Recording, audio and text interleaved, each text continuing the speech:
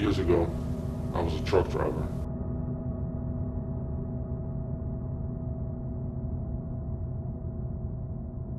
I worked for this trucking company when I got out of the military. I drove supply trucks in the Army.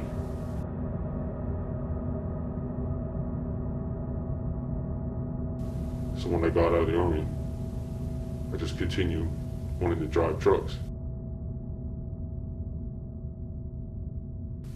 The company that I worked for was a mid-sized company. They had a good reputation in the industry, and they were good to their employees. In the beginning, I would make transports, deliver trucks that was, within a couple hours distance.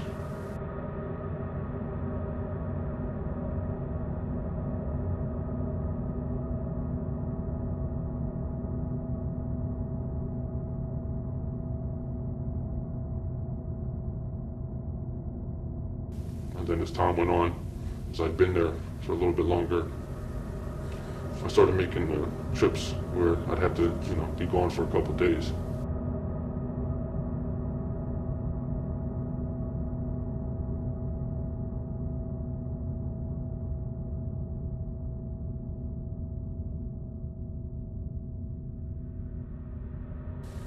When the recession hit around 2008, the company started making cutbacks.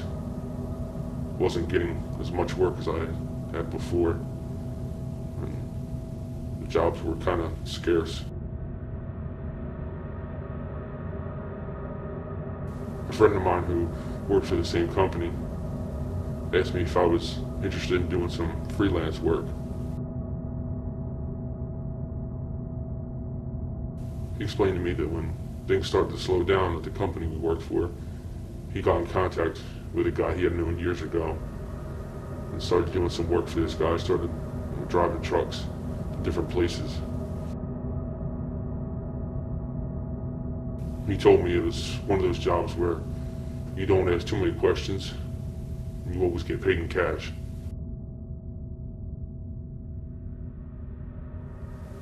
He told me that sometimes he would make more money working this side job than he would when he worked for the company. I asked him what it was that he transported, because I didn't want to get involved in any type of drug trafficking or anything like that. I mean, I knew from the beginning it didn't sound like it was very legit.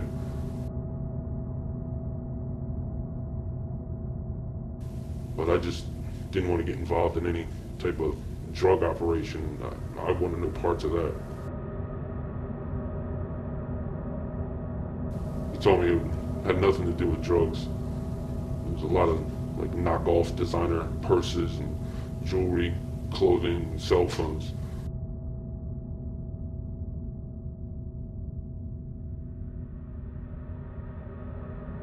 He explained to me a lot of the stuff came over from China and needed to be transported to certain places. Looking back, I guess in my mind, I thought because it wasn't drugs, it really wasn't that big a deal. I just thought, how bad could it be? Driving a truck with some fake sneakers or fake purses.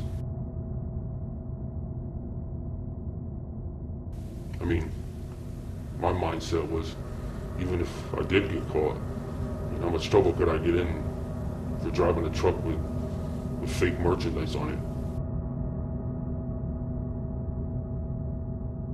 it? I knew it wasn't the smartest idea, but I had kids to feed, so I told this guy that I was interested.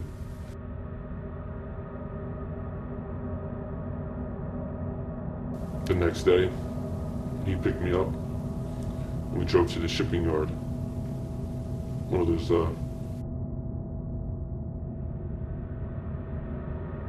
we drove to one of those places you see all those shipping containers.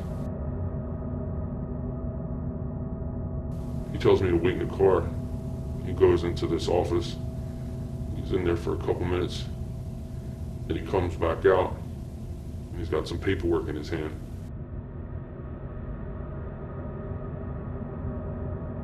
He hands me the paperwork and tells me that the truck I'm going to be driving today is all ready. So we drive over to the other side of this shipping yard, and there's the truck waiting.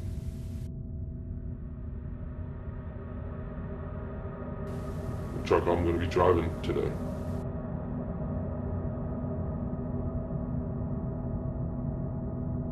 I asked him what truck he was going to be driving. He said the truck that he was going to be driving wasn't ready yet. Just then he gets a call on his cell phone. He talks to some guy, says a couple of things, and then hangs up. He says the boss wants him to go with me because I've never made a transport before. Wants to make sure everything goes smoothly, everything goes the way it's supposed to. So we get in the truck, we drive out to some small town out in the middle of nowhere.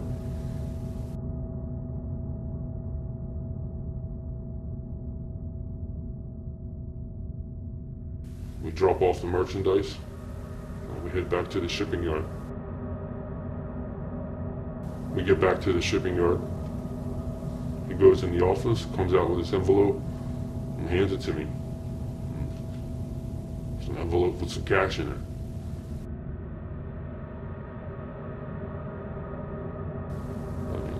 Everything went smoothly, and it seemed like it was going to be a pretty sweet gig. I mean, all I was doing is driving the truck, dropping off some merchandise. No big deal.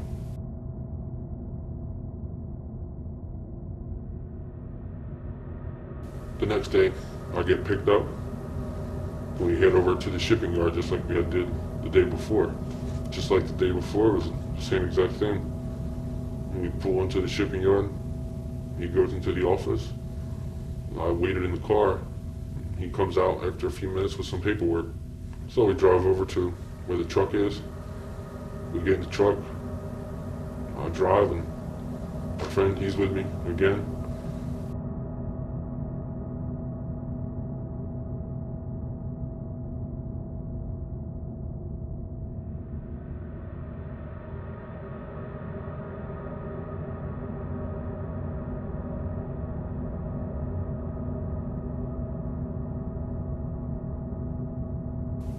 I guess his boss was just trying to maybe get a feel for me to see if I was cut out for doing this type of work. So I was the driver and my friend was the passenger, just like the day before.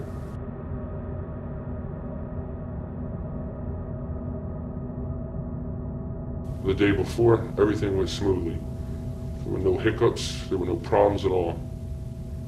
I figured that this day was going to be the same thing. But it was the complete opposite. I mean, the day before, everything went so smoothly. This day wasn't going to be smooth at all. So we're driving down the highway, heading to the place where we need to go to drop off the merchandise.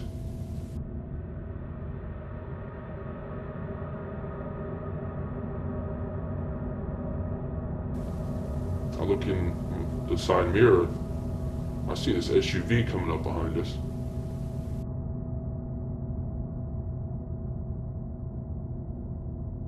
And the SUV kind of comes up as like he's going to pass us.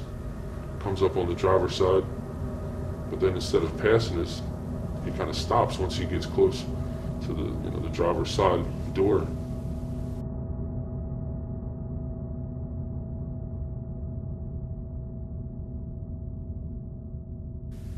I look down, and then all of a sudden I see the passenger in the SUV. I see his arm come out.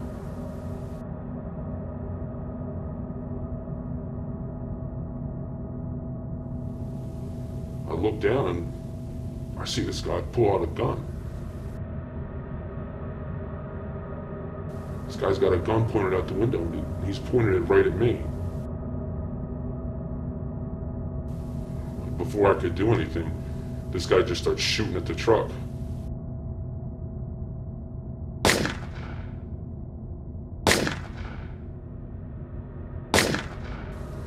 I started to swerve. I mean, my plan was to try to get this guy to stop shooting.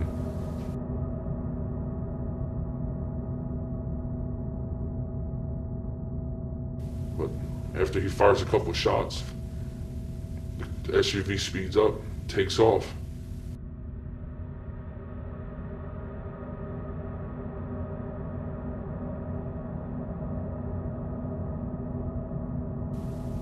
I didn't know what the hell was going on. So I pull over. My friend makes a call. He calls his boss, tells him what's going on.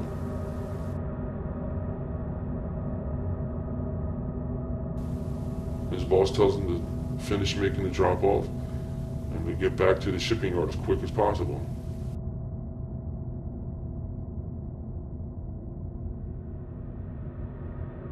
So we get back to the shipping yard. We go over to the office.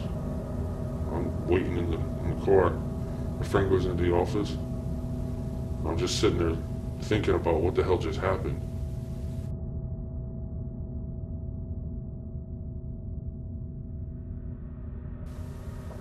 I mean, at this point, I'm ready to quit. I don't want anything to do with this. I mean, I didn't think driving some knockoff merchandise would be this dangerous.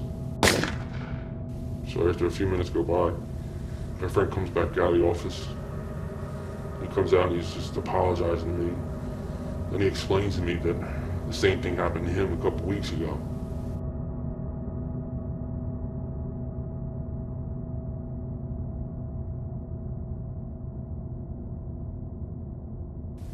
And then he starts giving me more details as to what's really going on. He explains that him and his boss took over this operation.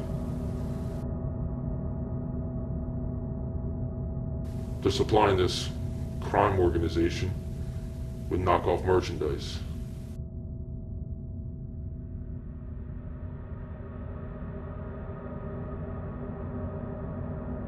But there was another crew who was transporting his goods, and my friend and his boss gave a better deal for transporting the merchandise.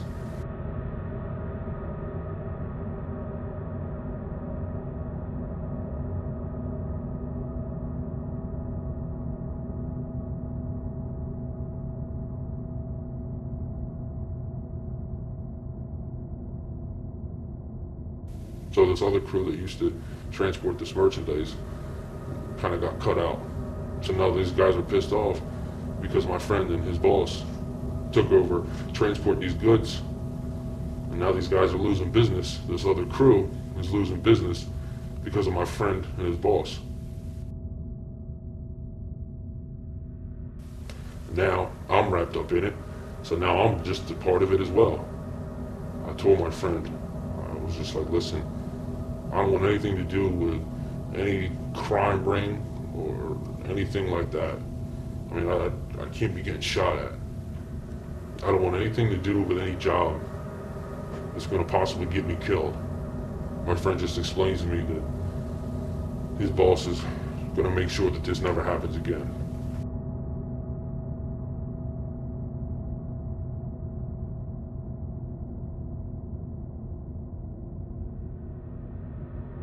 I should have just quit at that point. But the easy money, it was hard to pass up. My other job, hours were getting cut back. I was having problems putting food on the table. The money was just so easy, and it was hard for me to walk away from it.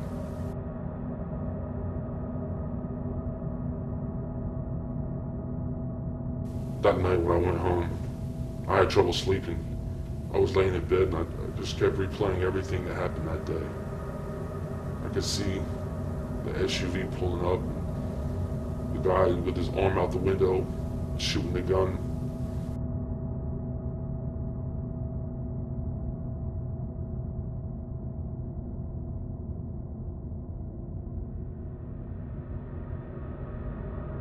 I got up the next morning.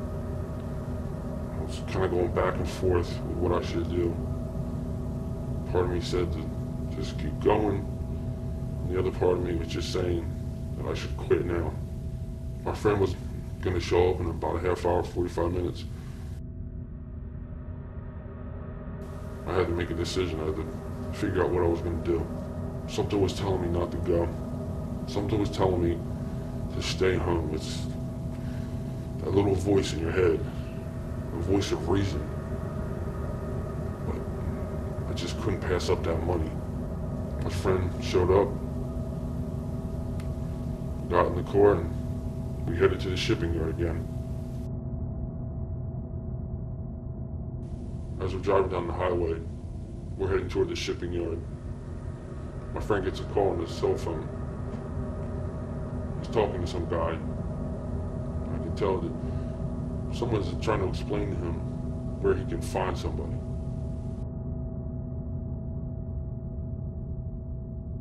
My friend gets off the phone, and I ask him to explain to me what the hell's going on.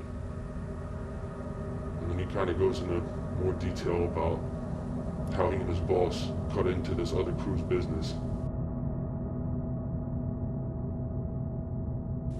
He explains to me that the type of people who shot at us are not the type of people that are just going to go away. He explains to me that they're not going to stop until they get what they want. My friend explains to me that he needs to go handle the situation. He says the phone call was someone telling him where the guy was who had shot at us the day before. So he says to me, and I'll never forget this, he looks me square in the eye and he says, "These are one of those moments in life where it's kill or be killed."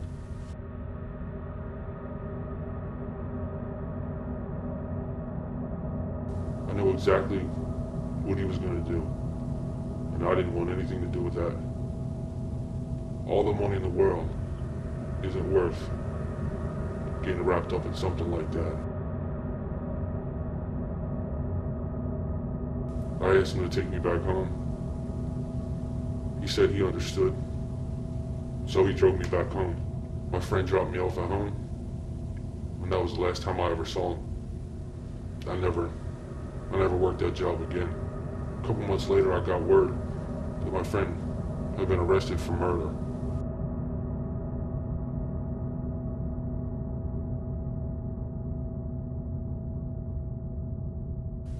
I'm glad that he took me back home that day. I'm glad that I didn't go with him to do what he had to do.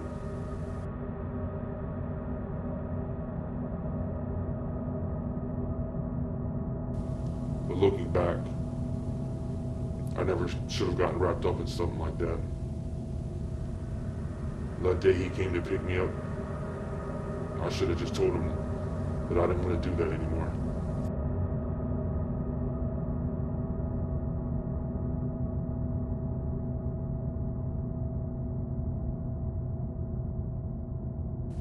I mean, after being shot at, that right there, I mean, it should have been enough for me to quit.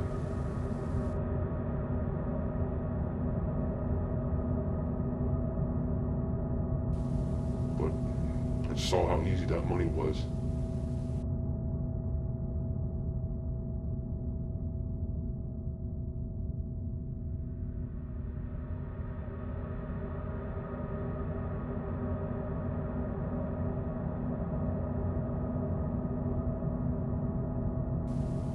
Looking back, and I guess you live and you learn.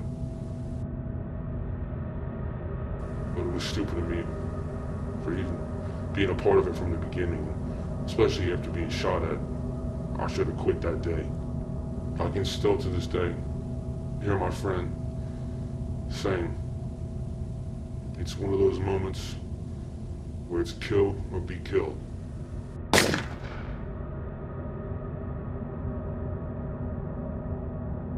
And this is just another street story that will never die.